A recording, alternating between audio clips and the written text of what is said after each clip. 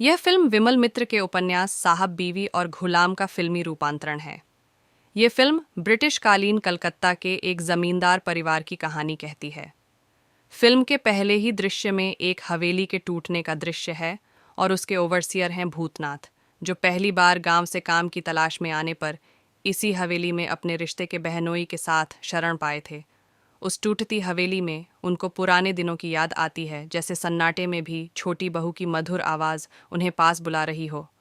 आओ भूतनाथ, आओ बैठो ना। ये फिल्म फ्लैशबैक शैली में बनाई गई है। साहब, बीवी और गुलाम ताश के पत्तों के तीन नाम हैं, और इस फिल्म की हवेली और उसके बाशिंदों के दास्तान को जिस तरह परिवर्तित होते हुए चित्रित करती है, उसके बारे में कहा जा सकता है कि सब कुछ ताश के पत्तों की तरह बिखर जाता है। केवल हवेली ही नहीं टूटती बिखरती, उसके असामी, हवेली की भव्यता, उसमें रहने वाले मालिकों और नौकरों, सबके संबंध और उनसे बनने वाली एक छोटी दुनिया, सब कुछ बिखर जाता है।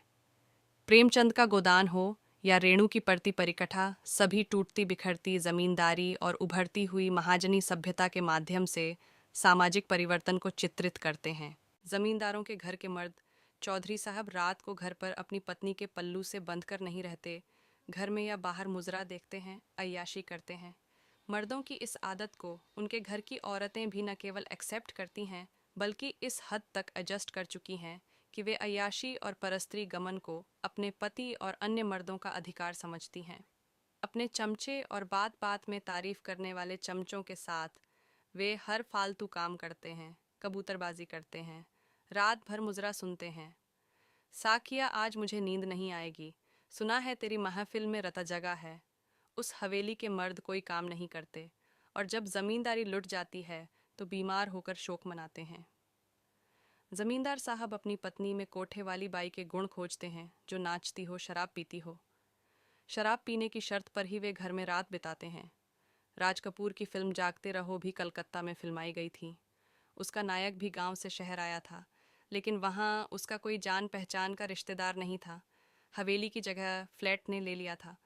उसी फ्लैट के एक कोने में शराब पीकर घर लौटता हुआ अमीर रोज रात एक गाना गाता है, जिंदगी ख्वाब है, ख्वाब में झूठ क्या और भला सच है क्या। और एक रात वह भी अपनी पत्नी को जबरदस्ती शराब पिलाकर बाई की तरह नचाना चाहता है, लेकिन यहाँ नायक की वजह से उस घर की बहू की लाज बच जाती है।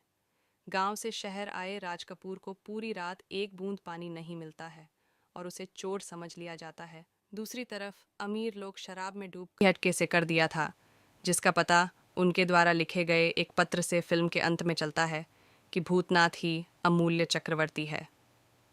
सन 1962 में जब यह फिल्म रिलीज हुई, रूढ़िवादी दर्शकों ने मीना कुमारी के शराबी बहू दूसरे पुरुष के साथ घर से बाहर जाने और उसके गोंद में सिर रख देने को गलत माना। राजेश खन्ना और आशा पारिक की फिल्म कटी पतंग में ऐसी ही कथा को विस्तार दिया गया था कि शादी बचपन में हो गई।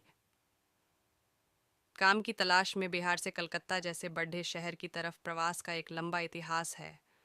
महान भोजपुरी नाटककार भिखारी ठाकुर ने तो विदेशिया नाटकों की एक नई परंपरा ही स्थापित कर दी। बंगाली खूबसूरत महिला जादूगरनियों द्वारा पुरुषों को फांस लेने का मिथक बहुत ही प्रचलित है। साहब, बीवी और गुलाम का नायक भूतनाथ उर्फ अमूल्य चक्रवर्ती बिहार के फतेहपुर गांव से कलकत्ता शहर आते हैं और अपने रिश्ते के बहनोई मास्टर साहब के साथ हवेली में रुकते हैं। उनकी भाषा में भोजपुरी का पुट है। सिंदूर सुहाग का प्रतीक होता है और शादीशुदा महिलाएं इसका प्रयोग करती हैं। इस कंपनी का मालिक एक ब्रह्म समाजी सुविनय बाबू हैं। उनकी कंपनी अखबार में एक इश्तहार छापती है, जिसमें यह दावा किया जाता है कि जो भी महिला इस सिंदूर को लगाएगी, उसका पति अपनी पत्नी की ज़्यादा ख्याल रखेगा, अधिक परवाह करेगा।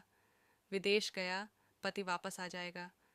जब छोटी बहू को यह पता चलता है कि भूतनाथ उसी कंपनी में कारकुन है, तो वह उससे मोहिनी सिंदूर लाने को कहती हैं।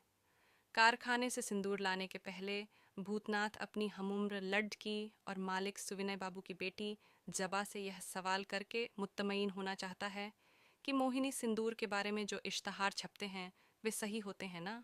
भूतनाथ एक तरफ छोटी बहू का भला चाहता है और दूसरी तरफ जबा से भी प्यार करता है। वह अपने कारखाने से मोहिनी सिंदूर के असर की खूब जांच, पड़ताल और पूछताछ करके छोटी बहू के लिए लाता है। फिल्म में छोटी बहू के किरदार में मीना कुमारी ने पति के प्यार से वंचित महिला की भूमिका जबरदस्त तरीके से निभाई।